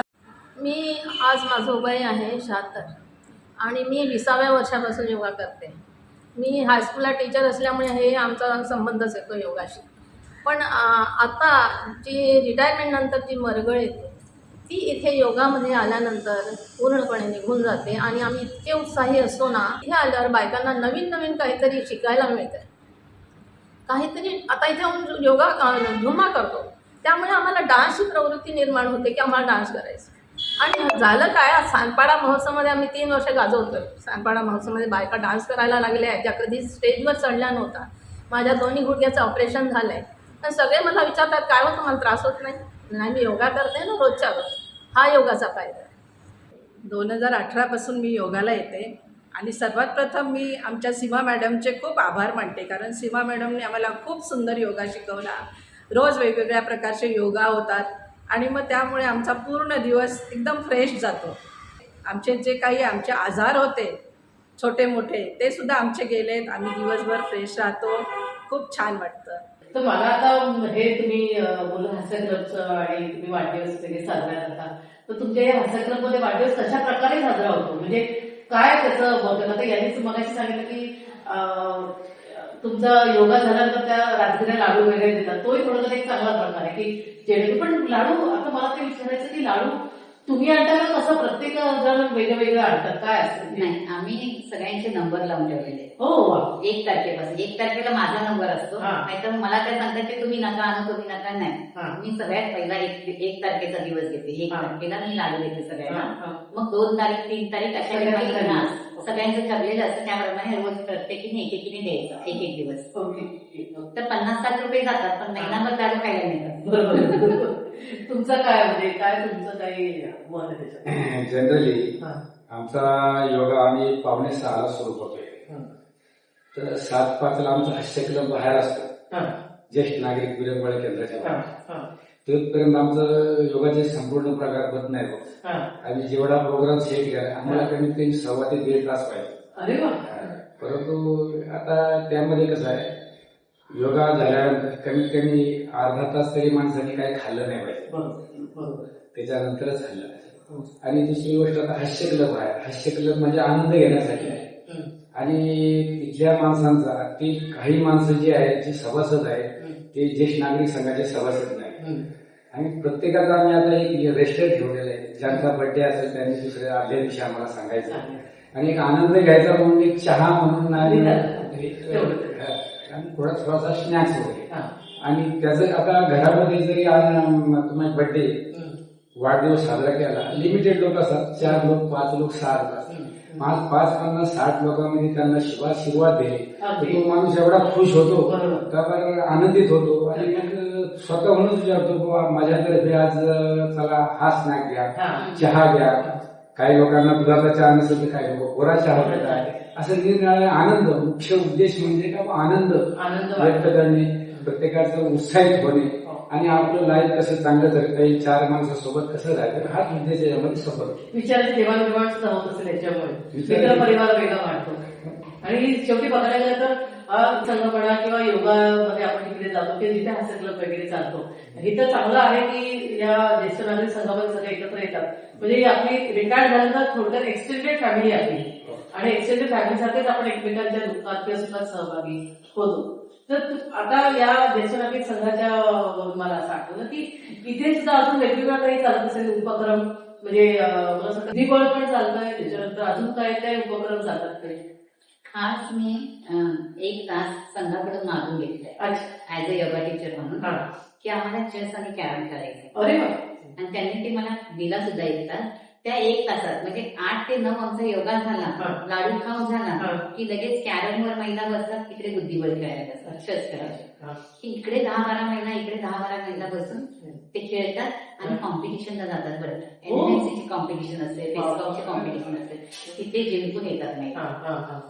त्यामुळे त्यांना आणखीन मुरमुर आहे की मी खेळणार. मी आता सांगितलं प्रत्येक जण स्ट्रायगर घेऊन येतात, खेळतात, 4-4 जण बसून. इथे पण 10-12 6 योगाचे आमचे हे लागतात, चेस लागतात, बोर्ड लागतात 6. त्यामुळे आम्हाला कितीतरी स्पॉन्सर लोकांनी 3 घड्याळ आम्हाला वॉच, चेस वॉच फार महाग असतात ती, म्हणजे आजपर्यंत आमच्या संघात नव्हती, पण आम्हाला 3 चेस क्लब मिळालेले आहेत की महिलाही खेळतायत म्हणून त्यांनी 3 चेस क्लब दिले स्पॉन्सर लोकांनी. आणि आता ते आम्ही मस्त चालवतोय. म्हणजे कॉम्पिटिशनला आम्ही कुठेतरी कमी पडत होतो, चेस क्लब चालवता येत नव्हता आम्हाला, पण आता चालवता येते. ही आमची प्रगती महिलांची. आणि मी असंही ऐकलंय की तुम्ही योगाच्या प्रशिक्षणाच्या नंतर जर त्यांचा बर्थडे वगैरे असेल तर तुम्ही कशा पद्धतीने, वेगळ्या पद्धतीने काही साजरा करता? हो, आमचा फार वेगळ्या पद्धतीने बर्थडे साजरा होतो. ज्याचा बर्थडे असेल तीच तिला उत्सुकता असते की माझा बर्थडे आहे का माझा मोस्टली बर्थडे वाली गर्ल गप्प बसते आणि सगळ्यांना माहिती असते की हिचा बर्थडे आपण हिला सरप्राईज. पण आमच्याकडे वेगळं आहे. आमच्याकडे तीच महिला 2 ते 3 दिवस आधी सांगते माझा बर्थडे अमुक तारखेला आहे, माझा बर्थडे, म्हणजे तिला इतका करायचा उत्सुकता असते की मी इथे आता बर्थडे करणार.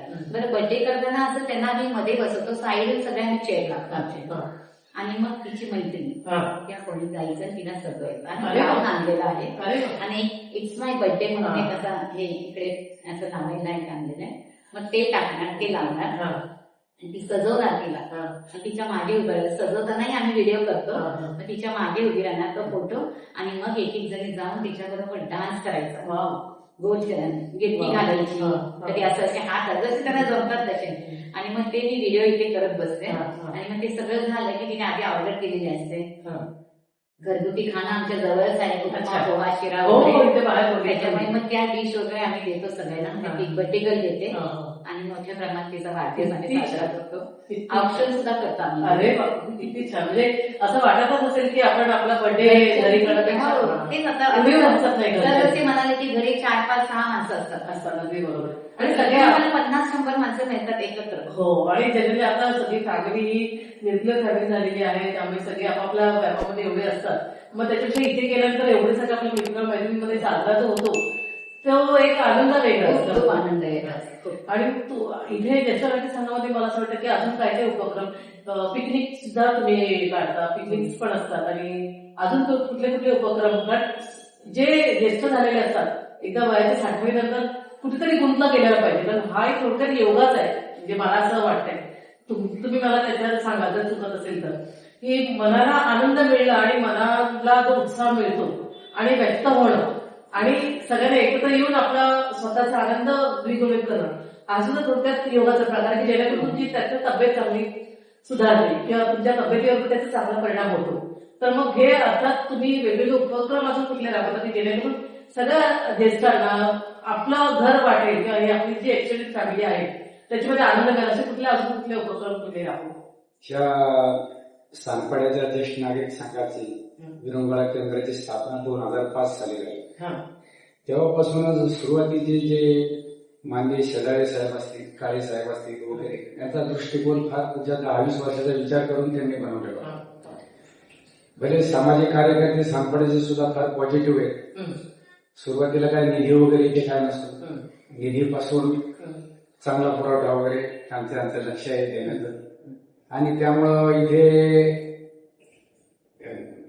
कॅरम खेळायला जातो, ग्रंथालय आहे, परत बुद्धिबळ आहे, वाचनालय आहे, न्यूजपेपर आहे, 8 ते 10 न्यूजपेपर रोज येतात. आणि बाकीचे निरनिराळ्या अशा ऍक्टिव्हिटीज, पुढे स्पर्धेत भाग घेणे, पिकनिक काढणे वगैरे. स्पर्धेत तर नवी मुंबई महानगरपालिकेतर्फे प्रत्येक वर्षी स्पर्धा आयोजित केली जाते ज्येष्ठ नागरिक संघाच्या दिनानिमित्त. तर संपूर्ण नवी मुंबईमध्ये सानपाडा ज्येष्ठ नागरिक संघाचा पहिला क्रमांक असतो आणि त्यांना ते उत्कृष्ट बक्षीस म्हणून एक परत जास्त बक्षीस दिलं जातं. किती छान, किती छान. आणि मग त्यामुळे प्रत्येक कमिशनर असं व्हिजिटला द्यावे लागतात. आमचं ज्येष्ठ नागरिक संघाचे कार्यकारी मंडळ सुद्धा फार अगदी मेहनतीने काम करतात आणि स्वच्छता वगैरे सगळा हा कारभार बघून सहज त्यांना विचारतात, बाबा तुमचा कारभार एवढा तुम्ही कसा चालवता? त्यांना सांगितले बघा देणगीदार वगैरे किंवा हे मायबाप आपले आमचे जे सगळे मदतगार वगैरे आहे, सामाजिक कार्यकर्ते आहे, यांचं लक्ष आमच्यावर असतं ज्येष्ठांकडे आणि ज्येष्ठांचे निरनिराळ्या प्रकारे मदत करतात. मग ते पिकनिकच्या रूपाने असो, आमची वर्गणी काढून असो, निरनिराळ्या निसर्गमय ठिकाणी आम्ही फिरायला जाणे वगैरे, असे निरनिराळ्या वर्षातून 2-3 वेळा आम्ही उपक्रम करत असतो आणि आपला आनंद द्विगुणित करत असतो. आमचं प्रत्येकाचं लाईफ वाढवण्याचा आम्ही प्रयत्न करतो. अगदी वा, किती छान. तुझे शाखा की इथे एक महोत्सव असतो, सानपाडा महोत्सव. तर त्या सानपाडा महोत्सवामध्ये आम्हाला एकदा सरांनी, काजळकर सरांनी सांगितलं की तुम्ही महिला तिथे येऊन डान्स किंवा असे काय नाट्य वगैरे करणार का? तर ह्यापैकी कोणी, माझ्या स्टुडंटपैकी कोणी कधी काय केलेलं नाही. तर मी त्यांना विचारताना आता आम्हाला काहीच येत नाही. म्हणजे नाही, शिकलं तर येईल म्हणलं, तुम्ही आतापर्यंत शिकला नाही म्हणून काय येत नाही. मी त्यांना जेव्हा घेऊन गेली स्टेजवर, अक्षरशः त्यांच्या डोळ्यातून पाणी आले आणि त्यांची सगळ्यांची फॅमिली मला भेटायला आली की मम्मी, आई आमची पहिल्यांदा स्टेजवर गेली. म्हणजे आयुष्याच्या साठीनंतर सुद्धा आपण हे सगळे प्रकार करू शकतो. हे ज्येष्ठ नागरिक केंद्र आपल्याला सांगते. किंवा जसजसं वरिष्ठ झालं की काही जण मनातून खचत जातात की आता काय माझं झालं, मी आता काहीच करू शकत नाही, मी आता नाही, खूप काही करू शकतात. हे आमच्या महिलांनी दाखवलेलं आहे योगाचं. वाव, किती छान. म्हणजे योगाचा बक्षीस मिळवून आणलेली आहे. म्हणजे योगामुळे किती चांगला परिणाम होतो की त्यांना स्वतःला उत्साहित वाटतं की आपण हे करू शकतो आणि एकत्र जमल्यामुळे तर अजून जास्त छान छान वाटतं. मग आता परत मी योगाकडे वळते. तर योगामध्ये मेडिटेशन आणि योगा याचा संबंध नक्की कसा आहे, काय म्हणते? मेडिटेशन हे फार गरजेचं आहे. आजच्या लाईफस्टाईलमध्ये मेडिटेशन लहान मुलापासून ते कितीही वय असेल त्या व्यक्तीने करावं. मेडिटेशन हा असा प्रकार आहे की आपण 5 मिनिटं पण शांत बसू शकत नाही, हे आपलं शरीर आपल्याला सांगतं. आपण म्हणून मेडिटेशन करायचं, मी करेन उद्यापासून, काय हरकत नाही. पण नाही, मेडिटेशनला चॅलेंज देऊ शकत नाही. कारण तुम्ही आता सुद्धा 5 मिनिटं घड्याळाला अलार्म लावा तुम्ही आणि 5 मिनिटं तरी शांत बसून जा. डोक्यात 100 विचार येतील, तेवढ्या 5 मिनिटात 100 विचार. हे विचार थांबवण्यासाठी मेडिटेशन कटाक्षाने करणं आलं. आपल्या मनावर ताबा, मेडिटेशन म्हणजे मनावर ताबा. आपल्या मनावर ताबा नसतो आपला, त्यामुळे रात्री आपल्याला झोप येत नाही. 1000 विचार सतत चालू असते, मशीन सतत चालू असते आपली, ती बंद करायची. 5 मिनिटापासून सुरुवात करा मेडिटेशनने. 5, 10, 15 तुम्हाला इतकी सुंदर झोप लागेल आणि कोणाही विषयी तुम्ही फालतूचे विचार नाही करणार की मला हा विचार. आपण ना एकाचा नाही दुसऱ्या खूप लांबच्या लोकांसमोर विचार करतो, कारण हा कम्प्युटर रिकाम आहे, त्याच्यात काहीतरी केलं पाहिजे म्हणून आपण ते घेतो. पण तिथे काही ठेवू नका, त्याला रिकामं राहू द्या. एखादी पोकळी असेल ना रिकामी तर ती चांगली वाटते आपल्याला, पण त्या पोकळीत खूप कचरा भरून ठेवला, किती विचार करणार? एका गोष्टीचा नाही, 1000 गोष्टीचा विचार आपण का करायचा? हे आपण आपल्या मनाला सांगायचं. आमच्याच्या तंत्याची ती वाढली, ती गेली, ती पडली, काही विचार करायचा आपण. त्यासाठी ही जागाच नाही आपण. थोडा वेळ बोलायचं त्याविषयी, ते डोक्यातून काढून टाकायला शिका. डोक्यातून काढणं फार गरजेचं आहे. विचार डोक्यात ठेवू नका, तो एक प्रकारचा कचरा आहे, विसरते. म्हणून मेडिटेशन सर्व वयातल्या लोकांसाठी फार गरजेचं आहे. मेडिटेशन करायला शिका. कसं करायचं ते आणि त्याप्रमाणे मेडिटेशन करा, खूप फायदा होतो. झोप येत नसेल 5 मिनिटं मेडिटेशन करा, 15 मिनिटात तुम्ही झोपा. इतकं मी चॅलेंज करून सांगते तुम्हाला. तुमचं काय मत आहे? योगा म्हणजे शरीर, मन आणि आत्मा यांचं संतुलन. योगा तर शरीराला आवश्यकच आहे, परंतु मेडिटेशन सुद्धा तेवढंच आवश्यक आहे. मेडिटेशन अगदी नेहमी जर केल्याने तरी 5 मिनिट करा, 10 मिनिट करा, 15 मिनिट करा. काही काही असे ज्यांना वेळ आहे अर्धा तास असतात. मेडिटेशनमुळे तुमची बीपी वगैरे सगळे नॉर्मल होतात, शुगर सुद्धा तुमची कंट्रोलमध्ये राहते आणि मानसिक तुमचं स्वास्थ्य एवढं चांगल्या प्रकारे राहतं, तुमच्या शरीराला बळकटी येते, तुम्ही काळजीतावाने होता. तरी मेडिटेशन आवश्यकच आहे. जसं योगा प्राणायाम वगैरे आवश्यक तसं मेडिटेशन आवश्यक आहे. अगदी बरोबर आहे. बरं, हे तुमच्याकडनं खूप छान माहिती मला मिळाली. तर मला असं एक विचारायचं आहे की सिनियर सिटीजन किंवा ज्येष्ठ नागरिक जे होत आहेत, तर का त्यांनी योगाकडे वळायलाच हवं? तुम्ही त्यांना काय सल्ला द्या की त्यांनी आता एकदा ते सिनियर झाले किंवा ते आता रिटायर्ड झाले, मग त्यांनी काय करायला हवं? तुम्ही लोक काय सल्ला द्या? मी सांगेन की वळायला हवं. सिनियर सिटीजन क्लबकडे म्हणा किंवा यायलाच पाहिजे, कारण तिथे त्यांना तो विरंगुळा केंद्राशी जे नावं दिले सरकारने, गव्हर्नमेंटने जे एनएमएमसीने काढलेले ते खरोखर विचार करून दिलेले नावं विरंगुळा केंद्र. जो आपल्याला वेळ मिळतो घरातला, मी आता सकाळचे 2 तास महिलांना सांगते की तुम्ही या, कारण मुलं जेव्हा ऑफिसला जातात तेव्हा त्यांची मुलं त्यांच्या सांभाळावी लागतात, नंतर त्या बाहेर पडू शकतात. पण तो 2 तासाचा तुम्ही उपयोग घ्या आणि तुम्ही या, तुम्ही करा.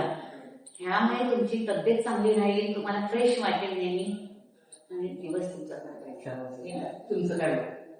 माझं मत असं आहे, ज्या वेळेला मी सरकारी सेवेतून 60 वर्षानंतर निवृत्त होतो, आमचा निवृत्तीचा एक समारंभ होतो. त्या समारंभामध्ये आम्ही लोकांना गाईड करतो. त्यामध्ये नीचे पदाधिकारी, अधिकारी वगैरे आपला कर्मचारी वगैरे वर्ग असतो. त्यांना सांगतो 60 वर्षापर्यंत तुम्हाला सगळे कायद्याचे नियम सगळे बंधन होते. ह्या वेळेला कार्यात यायला पाहिजे, ह्या वेळेला उठलं पाहिजे, ह्या वेळेला असं करायला. आता तुम्हाला कुठलं बंधन नाही. तुम्ही आता 60 वर्षानंतर मनासारखं जगायचं.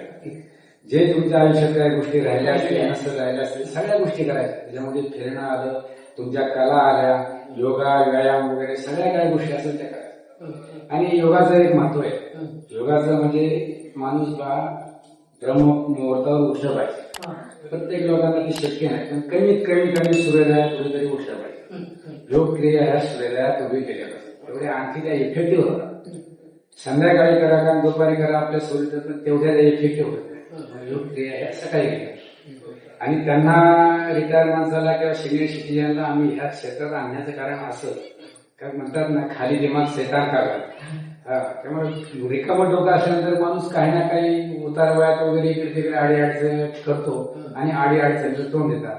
मग ते सायबर अडचणी असो, निरनिराळ्या घरातल्या अडचणी असो, प्रापंचिक अडचणी असो, त्याच्यातून माणसाने 60 वर्षानंतर अलिप्त राहिले पाहिजे. आणि अशा कुठल्या कलेमध्ये, योगामध्ये, व्यायामामध्ये, हास्य क्लबमध्ये, वाचनालयामध्ये, लोकांच्या समूहामध्ये असं सामील झालं पाहिजे, जेणेकरून त्याचं मनातलं टेन्शन, आयुष्य हे सगळं संतुलित राहतं आणि त्याचं लाईफ तेवढं वाटतं आणि आनंद मिळतो.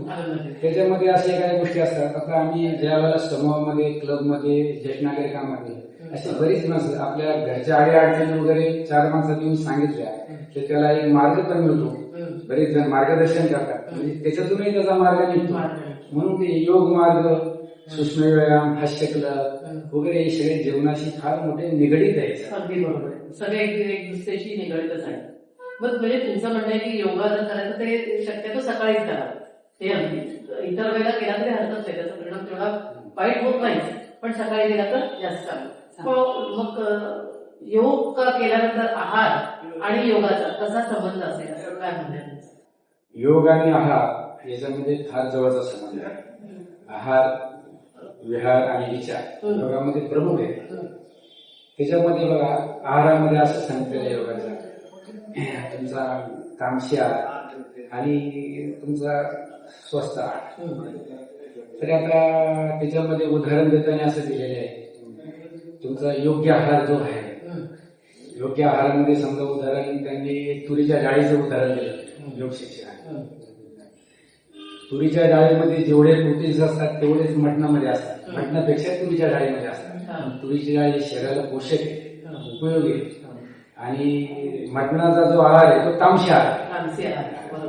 तर ह्या आहाराचा काय फरक केला, मग आहाराचा खरोखरच योगामध्ये इफेक्ट आहे. आणि आता वयोमानानुसार ज्येष्ठ नागरिकांबद्दल जर बोलायचं असेल, आपली पचनक्रिया संत होत असते, त्यांनी हलकाच आहार घेतला पाहिजे. डायटिशियन पण आपल्याला ते सांगतात शक्यतो 2च वेळा जेवण, संध्याकाळी लवकर जेवण घ्या, झोपण्यापूर्वी कमीत कमी 3 तास अगोदर तुम्ही जेवलं गेलं पाहिजे. हे आहाराशी आणि योगाशी आणि आपल्या जीवनाशी फारच निगडीत आहे. ज्याने याचं पालन केलं, आहाराचं, झोपेचं आणि उठण्याचं, तो अगदी तिका म्हणजे अगदी तो 100 वर्ष तरी कमी कमी आयुष्य जगेल, आनंद घेईल आणि घरात सुद्धा आनंद देईल आणि निरोगी जागा खात्री आहे. तुमचं काय, तुम्हाला काय सांगायचं की योगाचं आणि आहाराचं म्हणजे स्त्रियांच्या दृष्टीने काय? मला असं वाटतं ना, सकाळी भरपूर नाश्ता करावा. जसं योगा झाल्यानंतर त्यांना सांगते की भरपूर नाश्ता. त्याच्यानंतर 1 वाजता तुम्ही जेवण, 1 वाजता जेवण घेतलं, चहा घेऊन चहा आधी मधला तो काढून टाक आणि ते खाऊ काय खाते तेही काढून टाका. त्यामुळे तुम्हाला भूक लवकर लागेल. मग तुम्ही 7 पर्यंत जेवा पोटभर. मग त्यांचं म्हणणं असं असतं की 7 वाजता जेवणच नाही घरात बनत अगं, तर जेवणार काय? मी म्हणजे नको बनवू दे, जे तुमच्या घरात डब्यात काय आहे, अर्धी चपाती आहे का ती घ्या, एवढं भात आहे का दुपारचा तो घ्या, आणि पण 7च्या तुम्ही घ्या. नंतरच्या लोकांना गरम जेवण करून दिलं तरी चालेल, पण ते तुम्ही 7च्या जेव्हा नंतर तुम्ही भरपूर पाणी पिता. झोपायच्या आधी 2 तास 1 तास पाणी पिऊ नका. वॉशरूमला जाऊन बिनधास्त अख्खी रात्र झोपा तुम्ही. काही जण अशी करतात की झोपेपर्यंत पाणी पितात आणि रात्रभर वॉशरूमला जातात, तर ते टाळलं पाहिजे. त्याच्यामुळे त्यांची झोप डिस्टर्ब होते, झोप मिळत नाही त्यांना पूर्ण. सारखं पाणी पिलं आणि एकदा का वॉशरूमला जायला लागलं तर रात्रभर महिला जातात. त्यांना तो प्रॉब्लेम त्यांनी मला सांगितलं. त्या प्रॉब्लेमचं उत्तर त्यांना दिलंय की 1 तास आधी पाणी पिऊ नका. लवकर जेवल्यामुळे तुम्हाला 10च्या आत झोप लागेल. बाकीच्यांना बसू दे गप्पा मारा, ते दिवसभर भेटत नाहीत एकमेकांना घरात, मग ते गप्पा मारतात. मी जा आणि तुमच्या बेडवर झोपून जा. आणि मी तरी हेच कर, मी जाणार माझ्या बेडवर बरोबर 10 ते 10:30 पर्यंत मी झोपलेली असते. त्यामुळे सकाळी जाग लवकर येते आणि फ्रेश वाटतं. जसं यांनी सांगितलं ब्रह्ममुहूर्तावर जाग येते. मला जाग येते ब्रह्ममुहूर्तावर. 4च्या दरम्यान मला जाग येते. अरे वा. त्यानंतर मी जागीच असते. आणि दुपारी फक्त अर्धा तास डोळे नाही बंद केले तरी आराम घ्यायचा, अर्धा ते 1 तास. मग डोळे बंद होतात तर परत लवकर झोप येते. कारण तसं हा, स्टार्टिंगला झोप आहे तशी कमी झालेली असते. हो. पण तुम्ही तुमचं जर दिनचर्या नीट ठेवली तर तुम्हाला स्वतःच्या शरीरावर त्याचा चांगला परिणाम होईल. चांगला परिणाम झोप येईल. रात्रभर वॉशरूमला जावं लागणार नाही. वॉशरूममध्ये बहुतेकांची झोप अर्धी जाऊन जाते. रात्रभर मला त्रास झाला. आता एक साधा सामान्य प्रश्न शेवटच्या टप्प्याकडे आपण वळतो आहे. एक साधा असा प्रश्न मला विचारायचा आहे की आजकाल सोशल मीडिया खूप आहे. आज सोशल मीडियावर सगळंच आहे. युट्यूबवर जर तुम्ही बघितलं तर योगा म्हणजे काय किंवा आहार म्हणजे कसा घ्यायला पाहिजे सगळं बरोबर आहे. तर तुम्ही आज ज्येष्ठांना म्हणजे जे सिनियर सिटीजन जे झालेले आहेत त्यांना काय सांगाल की तुम्ही सोशल मीडियापासून किती दूर राहायला पाहिजे आणि कसं, तुमचं दोघांचं काय मत? सोशल मीडिया हे चांगल्या प्रकारे प्रबोधनाचं कार्य करत असते.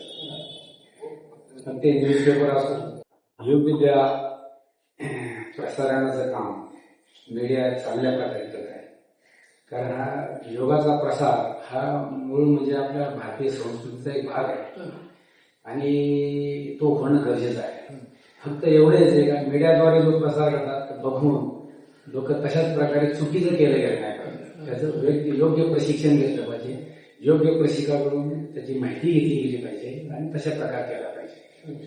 आता हे पहा, योगशास्त्रामध्ये योग गुरुमध्ये भले भले मोठे गुरु होऊन महर्षी पतंजलीपासून, रामदेव बाबापासून, डॉक्टर आयंगर पासून, निंबाळकर गुरुजीपासून, निकम गुरुजीपासून सगळे. परंतु मीडियामध्ये आणि मीडियाने प्रसार रामदेव बाबांचा जास्त केल्यामुळे ते जगात प्रसिद्ध झाले आणि योगाचा प्रसार हा जगामध्ये झाला.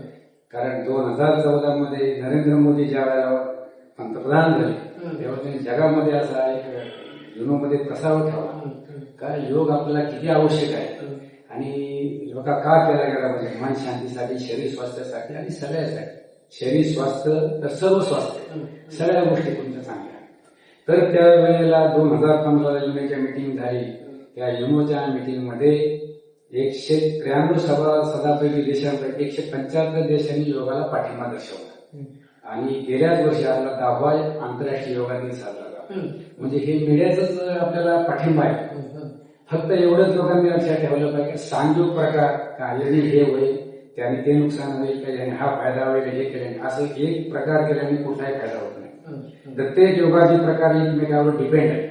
म्हणून ते शक्यतो त्यांनी मीडियाचाही आधार घेतला पाहिजे, योग्य प्रशिक्षकाचाही आधार घेतला पाहिजे आणि आपल्या त्या कृती शरीराला ज्या मुख्यपणे कुठल्या गोष्टी करायला पाहिजे मग कुठल्या नाही करायला पाहिजे, योग प्रशिक्षक नेमकं तेव्हा सांगतात.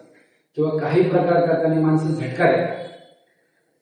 रामदेव बाबाचा आपण काही प्रकार बघितल्यानंतर काही लोकांना त्याचं पूर्ण ज्ञान झालंय का 1-2 माणसांनी असे झटके मारण्याचे आणि वेगळा करण्याचा प्रयत्न केला, शरीराला अपाय करायचा. योगामध्ये तेच आहे, फायद्यापेक्षा तोटा जास्त होतो. म्हणून ते शांतपणे स्वस्थपणे योग्य प्रशिक्षकाकडून केले गेले पाहिजे तर त्याचा फायदा चांगला. पण मीडियाचं योगदान, प्रसार माध्यमाचं योगदान, न्यूजपेपरचं योगदान याच्यामध्ये चांगल्या प्रकारचं आहे. मला असं वाटतं की मीडियातून जे आपण योगा शिकतोय तर सगळ्याच लोकांच्या लक्षात येतोय का किंवा जो आपल्याला शिकवते व्यक्ती जी शिकवते ती खरंच प्रशिक्षक आहे का, शिकवणारीच आहे का. कारण रील्स वगैरे भरपूर निघतात, ते आपण करायला जातो आणि आपलं काहीतरी वेगळं बनत असतं. त्यामुळे समोर बसून जर तुम्ही योगा केला तर प्रशिक्षणाच्या आरतीच्या हातात त्याच्या समोर तुम्ही करताय, चुकीचं होणार नाही. जर तुम्हाला आता शवासन सांगितलं तर शवासनातल्या क्रिया कशा असतात, शरीर सगळं शिथिल असतं, हाताचे पंजेवर असतात, पाय पडलेले असतात. पण ते जर का शवासन त्यांनी तिथे बघून जर का केलं मीडियामध्ये, टीव्हीवर किंवा युट्यूबवर तर ते तसे नाही ते करतात. कारण की त्यांना माहितीये की फक्त असं करायचं ना मग असं. त्याच्यातही प्रकार आहे, शांत राहून डोळे बंद करून डोक्यातला विचार काढून टाकायचा, तेव्हा तुमचं ते शवासन पूर्ण होतं. तर ते जर का पूर्ण नाही झालं तर अर्थच नाही ना. मग तुम्ही 10 मिनिटं जर शवासन केलं तरी काय अर्थ आहे त्याच्यात, काहीच अर्थ नाही. म्हणून जास्तीत जास्त प्रशिक्षक कोण आहे, शिकवणार व्यक्ती काय शिकले आणि मी काय कोणाबरोबर शिकते हे लक्षात ठेवा. रील्स बघून तर बिलकुल तुम्ही काही करू नका. शरीराला त्याच्यापासून अपायच होईल, फायदा होणार नाही. खूप छान. आज ही तुम्ही इतकी मोलाची माहिती दिली की सिनियर सिटीजनसाठी जे सालपाड्याच्या ज्येष्ठ नागरिक संघामधले कुठले कुठले उपक्रम चालतात, तुमच्या हास्य क्लबमध्ये काही काही उपक्रम चालतात, आणि योगा म्हणजे नक्की काय, योगाचे किती फायदे होतात, म्हणजे आता तुम्हाला याच्यातलं जर मला असं जर आपण बघितलं या ज्या आपल्या चर्चेतून असं लक्षात आलं की मंडळी योग म्हणजे नुसता तो योग हा प्रकार आहे, व्यायामाचा नाहीये, तर तो स्वतःला स्वतःशी जोडण्याचा प्रकार आहे. कौटुंबिक जबाबदाऱ्या असतातच, त्या आता आपल्या पार पडल्या आहेत. तुम्ही तुमच्याकडे लक्ष दिलं पाहिजे. तुम्ही स्वतःचं आयुष्य कसं सुधारायचं, किती आपल्याला स्वतःला गुंतवून घ्यायचं, ते गुंतवण्यानंतर सुद्धा आपण आपल्या शरीराकडे कसं लक्ष द्यायला हवं, आपले वेगवेगळे आजार जे आहेत त्या आजारांना आपण कसं तोंड द्यायला हवं, हे योग आपल्याला शिकवतं. इतर प्रकार व्यायामाचे आहेतच, पण योग हा एकदम शांत प्रकार आहे. आणि अर्थात योग प्रशिक्षक आपल्याला नीटपणे सांगतात की तुम्हाला कुठल्या प्रकारे जर केला तर तुम्हाला कसा त्याचा उपयोग होईल. बरोबर की? तर मंडळी, तुम्हाला आजची ही चर्चा कशी वाटली, योगाबद्दलचे योगाचे महत्व, हे जे सिनियर सिटीजन्स आहेत त्यांना त्यांच्यासाठी योगाचं महत्व काय, हे जे असं मी यांच्याकडे जी माहिती करून घेतली, ते तुम्हाला कसं वाटलं हे आम्हाला नक्की कळवा. तुमच्या प्रतिक्रिया द्या. आणि अर्थात चॅनल सबस्क्राईब केलं नसेल तर न्यूज स्टोरी टुडे आपलं चॅनल सबस्क्राईब करा, आपल्या प्रतिक्रिया द्या आणि आपल्या स्वतःच्या आरोग्याशी सजग राहा आणि अर्थात आमच्या सोबत राहा. धन्यवाद.